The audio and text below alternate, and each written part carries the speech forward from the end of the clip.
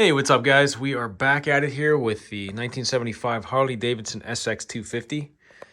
This is part 3 in the video series. If you're watching the series, part 2, last video, I was able to get the electrical system figured out, so I got good spark coming to the plug now. Ended up being really corroded terminals and on the coil here, and also on the ignition module on the other side here, this little black box right there. So we got that all figured out, got sparks, so that's a huge relief off my back because I was afraid we were going to have to take off this side cover and get into the stator and all that under the flywheel, which I think this bike you need a special flywheel puller because the ones I got aren't going to work on it since it's being an oddball Aramaki motor. So luckily I don't have to do that, but I am still going to take off the side cover just to get a look at the oil pump that's under here. And not going to rely on the pump, obviously. I just want to see what kind of condition it's in and adjust it while it's in there. But I really can't adjust it until I get the throttle cable hooked up, which I'm also waiting on, aside from the carburetor parts. So once those come in, I'll be able to give it its first attempt at starting. And but in the meantime, I'm going to try to adjust the rear brakes a little bit because they're kind of dragging a little bit, I think. And it just needs lubed up. It's got this cable system here. Probably can use some lube and adjustment on there. So I'm gonna get that, try to take the wheel off at some point, and the same thing for the front wheel. My buddy did say that the shoes were rusted to the hub on the front, so I don't think it has any front brakes at the moment. It's just kind of spinning freely on there. But I'll take a look at that, see if it's anything I can do with it. And if the parts come in sooner, I'll just focus on getting it running. But I'll have it all in this video. Get to see everything I'm doing anyway. So as always, guys, I got to ask, if you're not a subscriber, please consider hitting that subscribe button. If you like this kind of content, if you want to see more, be alerted whenever it pops up, just hit the little bell next to subscribe. And leave me a like, leave me a comment. It all goes a long way in helping the channel. Thanks again, and let's get started.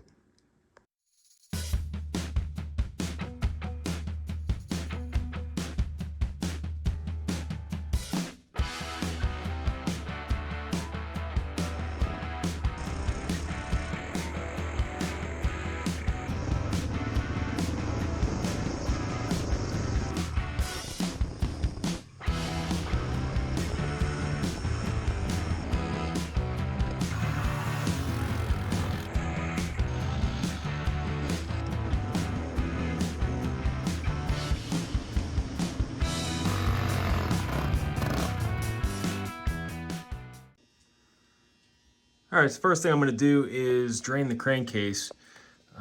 It's got the drain plug, a nice easy spot to get to. So I figured while it's on the ground, before I put it back up on the jack, I'm gonna drain the old stuff out, put in some fresh oil, because this is looking pretty milky. It's looking like water might have gotten in there. That's not your normal colored oil. So let's get that out of there. So this oil drain plug appears to take a 24 millimeter. It's a pretty big drain plug for a bike. Crack this open.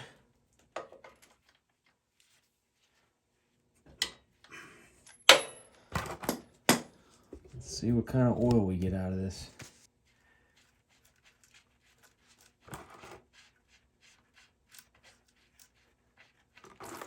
Oof, oh my. Oh my. A lot of water came out of that. That's not good. Look at that. I've never seen oil look like that before. Good Lord. Oh, jeez. This here doesn't look too good either. Oh, that's sludge. Some metal shavings on there. Yikes. All right, well, I'm going to go on record and say that's probably the worst oil I have drained out of any of the bikes I've worked on so far. That was pretty much all water at the beginning, and then it's kind of all the mixed in water and oil together, the foamy white stuff came out after that. So I actually dumped some fresh oil down through there to try to flush some of that out. You can see it's still kind of clinging to the drain plug here. It's pretty nasty looking. Guess we'll find out how she shifts once we get it running. I'm hoping the crank seals and all that stuff are good, but I really won't know until we get it running and see how it goes. It's pretty bad. Missing a screw there.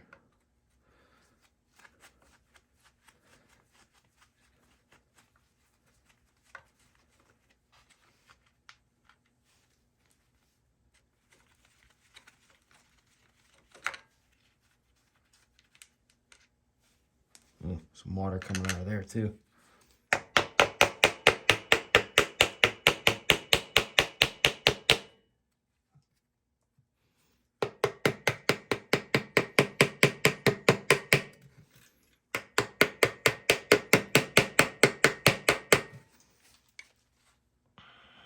Slowly coming.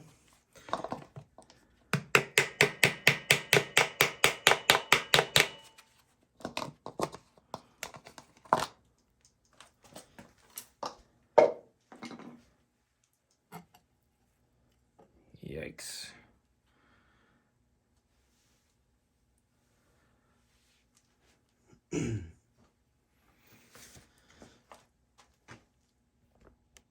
Got some more milky white sludge there built up. Try not to disturb that gasket there, but I don't know, looking on the inside, it's really just that part there on the bottom that's kind of where it kind of sat. The inside there's not really rusted at all. A little couple pieces, but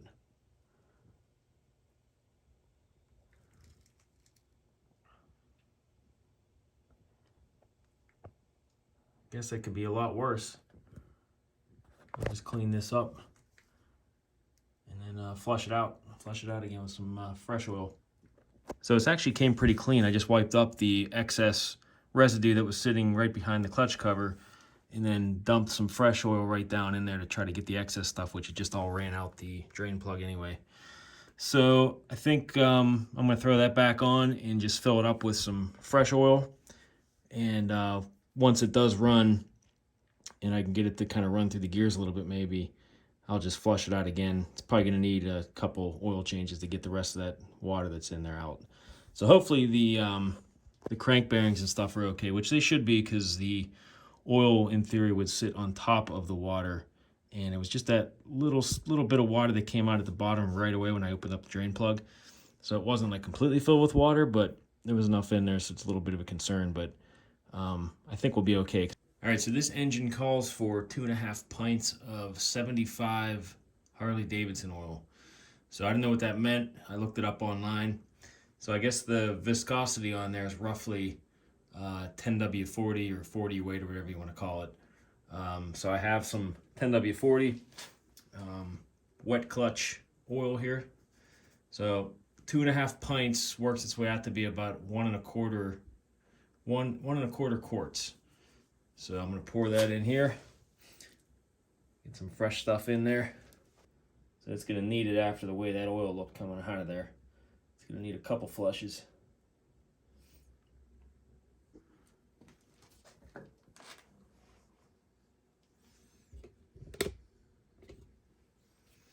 And check the oil level here. I think you got to have it upright.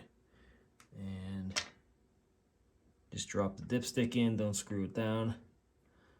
See where we're at here. Okay, so we're a little bit above the line, but a little overfilled, but it's going to be coming out not long after it runs anyway, so in this case it's probably good to overfill it just a hair, just to get as much of that watery sludge out of there as possible.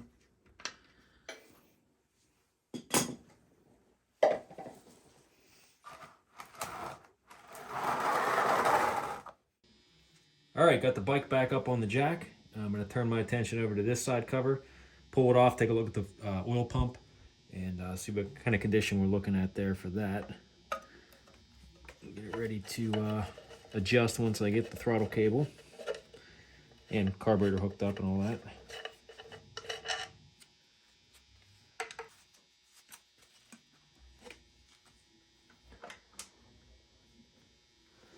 And get the shifter off too.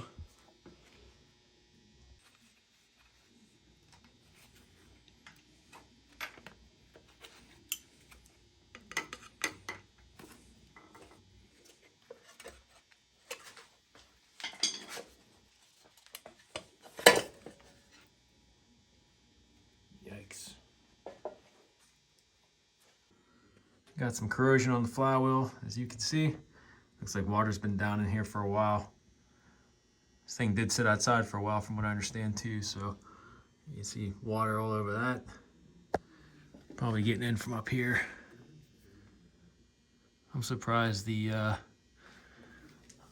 thing even sparked. I'm gonna get all this cleaned off. I'm gonna get some degreaser on there and some electrical cleaner and get that cleaned up a little bit. The pump is behind this panel here, it appears.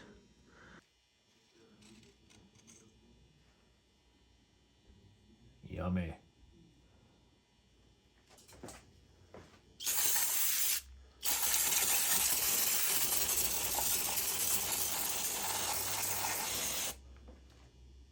All right, so this stuff really wasn't as dirty as I thought. There was a little bit of corrosion on the coil pickup here on the lead that comes from that. So I'm gonna pull that off and just get some sandpaper on there and clean that off just to make sure we got good healthy spark. I mean, it was sparking before, but I figured while I'm in here I could see corrosion on there, might as well clean it off. And the, not that it needs it for running, but the neutral light switch here, clean some of that off too.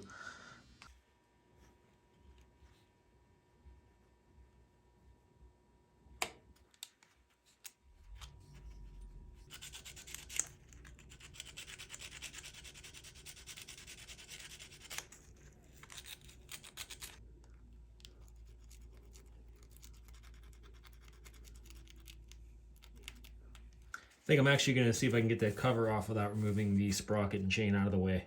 It's just these two screws, and I'll have to see what I have access to with the chain and sprockets there.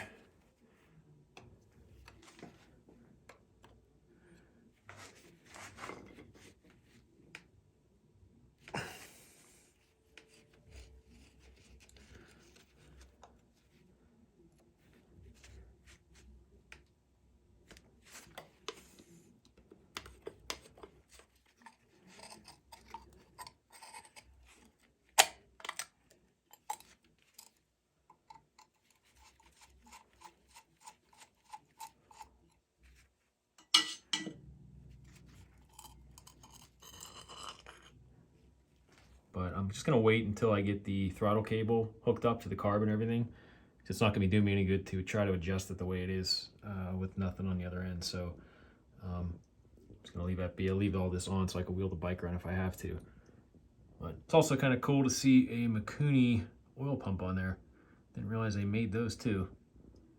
When the rest of the bike is Italian and the carburetor's a Delordo and nothing else Mikuni but this. In the meantime though, I think I am gonna try to remove this connector here, start the process of flushing that, so that if we can use the pump at some point, that'd be great. If not, just do the premix in the fuel tank and forget about the pump altogether. But I'll take a look at this and see if I can get that off.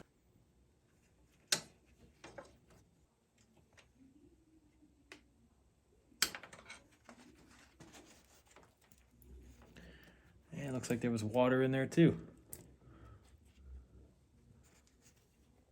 It's a good thing we got that opened up. You wouldn't want it sucking any water into the motor.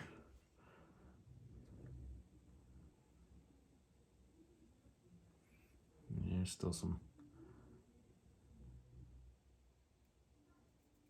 water in there. It's more oil than anything though. I'll just let that drain out. I'm gonna take the front wheel off just to take a peek at the brakes.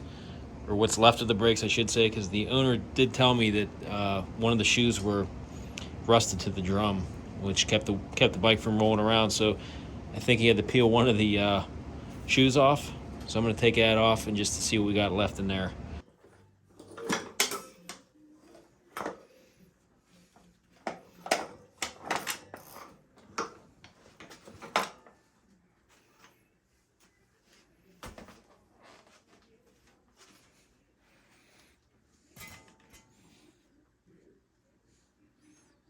Not horrible in there.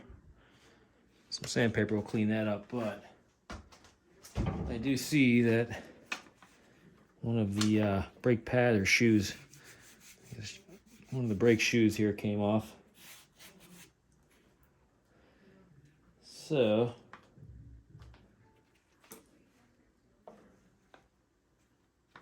that's about to pop off too. Don't want that popping off when you're flying down the road hitting the brakes, so he's probably going to want to get new brakes for this, if he could find them.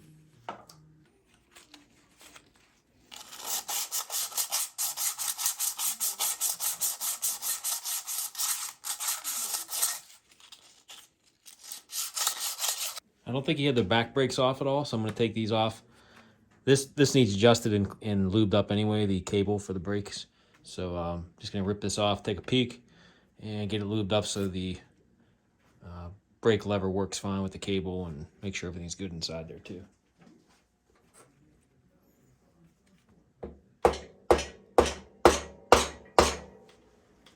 I can't believe that's coming out that easy. Looks like there's lube on that axle there. That helps things. Wow. Maybe he did have that off. I'll have to ask him. So this bike has this oddball brake drum on the same side as a sprocket, and it's kind of all one piece here. So I separated the wheel off, and it says to actually pry between the sprocket and the hub gently in the manual. So I'm just going to kind of do that nice and easy, just to try to break that apart. It feels like it's coming apart. I'm going to look at the brakes. I got to loosen up the brake stay here so I can push this forward, pull the chain off, and then this should pop off, I'm thinking.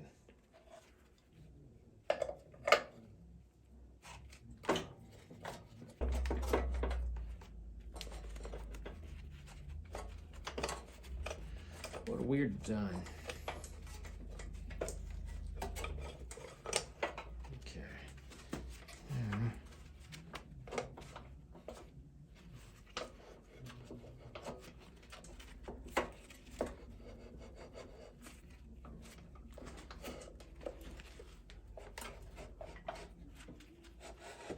There we go.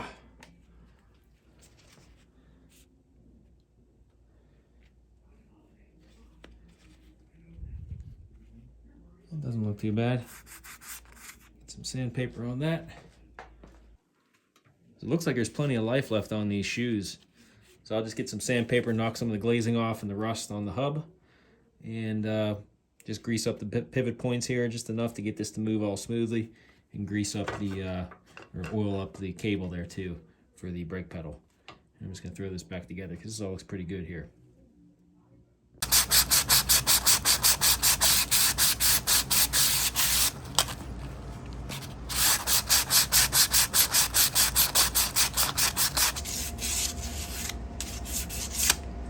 I figure it's easy to put the cush drive spacers in the hub and try to line it up while it's on the wheel.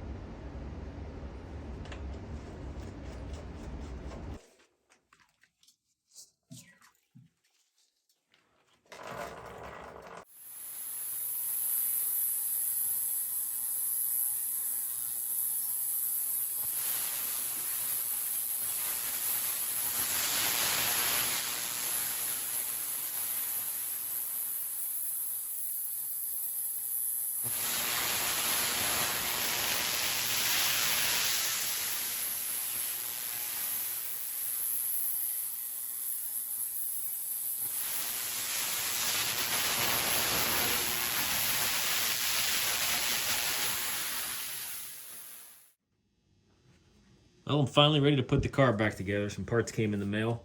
Got the valve seat and the new valve for the float here. Comes with a little O-ring too, which is nice.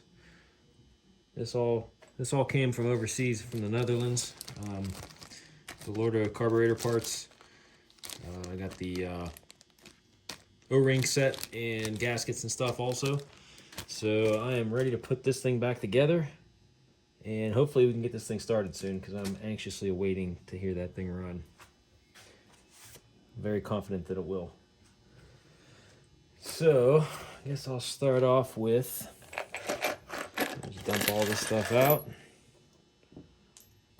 just to compare the old valve seat and float valve seat with the new one.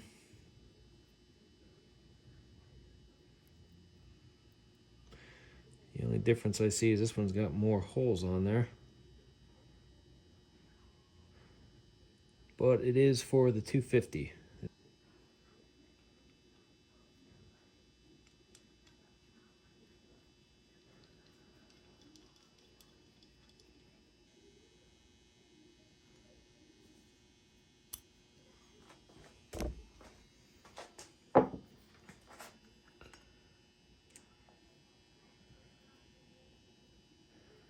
I'll do the float next. It's got the new valve has that little rubbery tip on there, which is nice.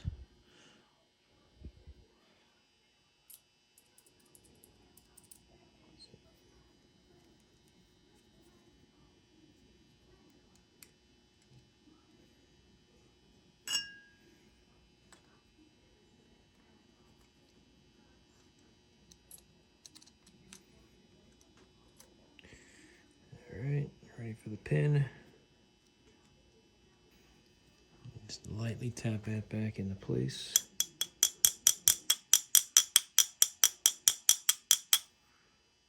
Okay.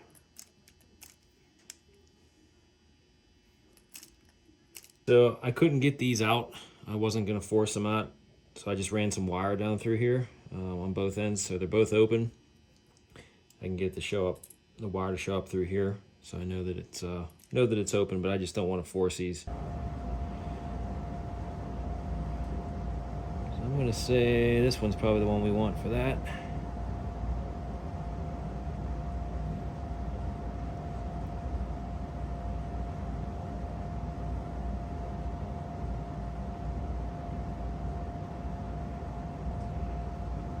That one's good to go.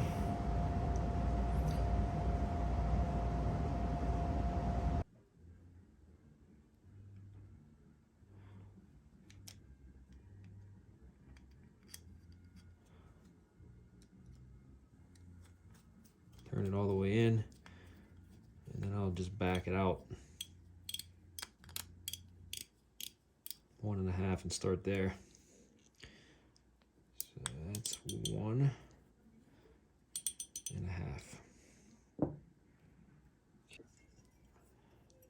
I also had to use some emery cloth on this slide. So when I took it apart, it was corroded in there. Actually pitted a little bit there. But I got some emery cloth, wiped it down. It's smooth again. It fits in the carb no problem and slides up and down no problem. So I think I'll be able to get away with using it that way, but I guess time will tell once we're hooked up and on the bike. As you can see, it moves pretty smoothly in there. So.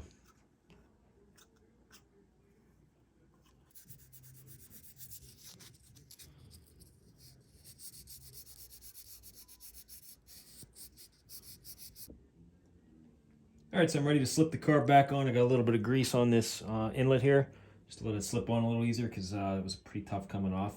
So hopefully it'll make it a little easier putting it back on.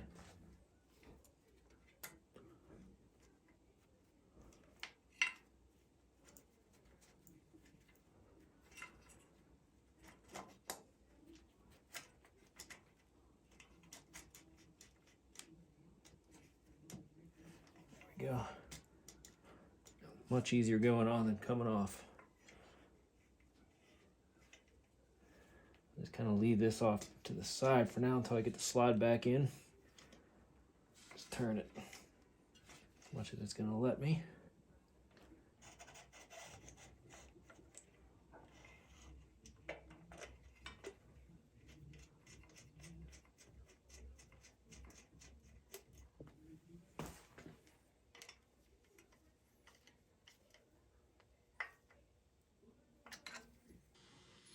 So I went to hook up the upper throttle cable to the throttle housing, and this is the one we got in the mail. It's got this kind of top with no threads, whereas the original one did have threads. It's really the only difference that I could see. Maybe it's a little bit shorter of a cable too, but that means I can't hook up the throttle to the throttle tube and actually use a twist throttle on it. So I think I'm still gonna try to start it because I'm really anxious to hear this thing run. I got my temporary fuel tank hooked up. It's not leaking. Nothing's leaking at least yet. And we got the 50-to-1 premix in there ready to go just to see if I can get it to pop over. I've been waiting to hear this thing run, so let's give it a try. Got my makeshift throttle here.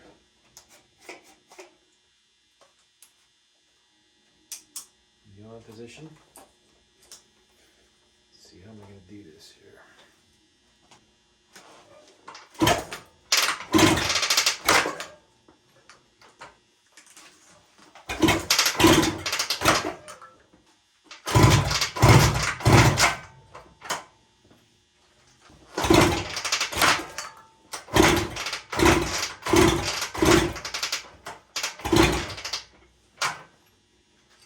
I have to put boots on. This Kickstarter is not too friendly with tennis shoes. Let's see.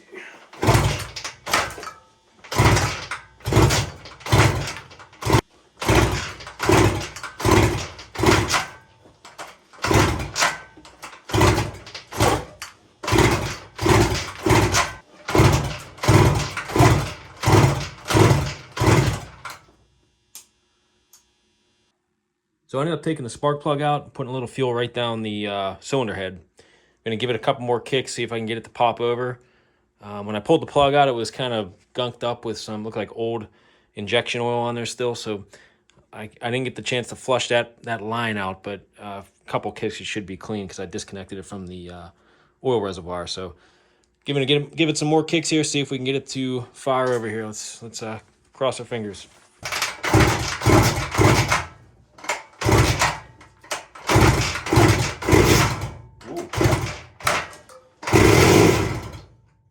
Oh, we got something.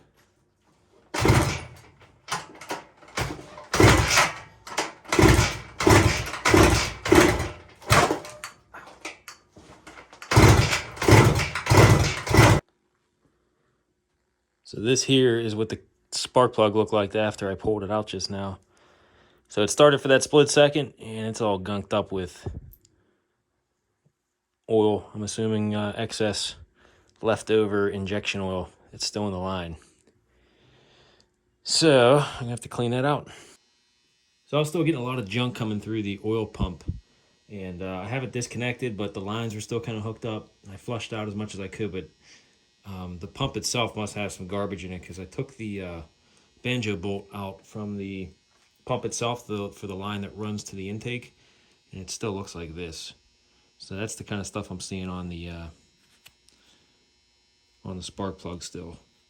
Obviously some junk in there. Some of that was just for my glove, but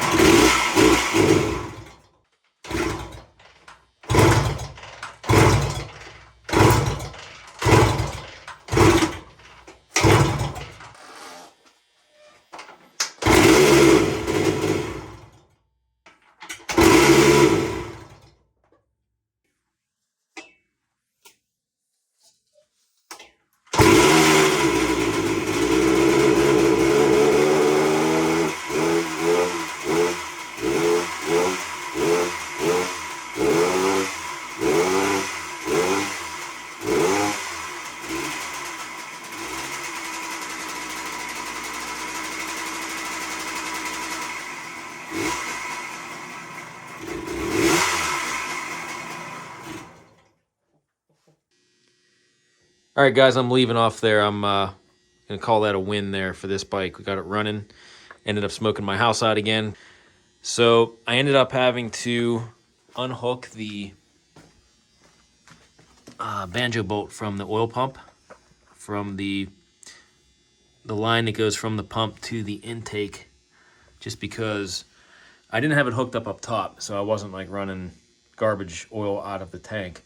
I think it had stuff left over in the lines and also in the pump itself, so I'd get it to pop over those few times like you saw, a bunch of times actually, and then it would immediately file the plug. I'll put a picture up of what the plug looked like.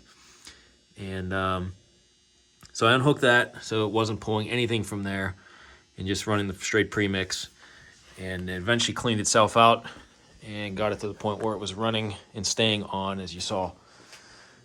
So the next thing I'm going to do is get this thing outside and probably hook the upper line back up to the oil reservoir tank and just let it and leave the bottom one open so it's not going into the intake, but run the engine outside and run that pump just so it pushes good clean oil through the system, and just letting it run until I see the good clean oil come out from the line, and then hooking that back up. Still not sure if I would trust it 100%, but at least we know it's pumping. If it's pushing that garbage in there, we know it's at least pumping something in there. So it's probably a good working pump still. Picked up some brakes for the front end on this too, so I'll probably grab those and throw the front brakes on. And then we still got to figure out what we're going to do with the fuel tank. Now that it runs, I think he's probably going to want to get either the tank repaired or look for another tank online. So that, and then also the seat pan is going to need addressed so he could put a good seat cover on there. After that, it's just a matter of dialing in the wiring and stuff and getting the lights to work. Wires are still dangling, and this is just for the lights, and they're all cut, so I still got to go through all that. I just wanted to make sure she runs, and she's a runner, before we get into the cosmetic stuff and the lighting and all that. And got to get a battery. I'll put the air filter back on, but we'll save that for the next video, I think. So if you're still with me, guys, thanks for hanging in there. Thanks for watching all the way through to the end. If you're not a subscriber and you like these kind of videos, hit that subscribe button and hit the bell for the alerts for the next video that comes out. I usually try to put out one a week, but this one was a little delayed just because I didn't have all the parts I needed to put together a full video. So yeah, hit that subscribe button, likes, hit the alerts, all that good stuff. Goes a long way in helping. Thanks, guys, and until next time.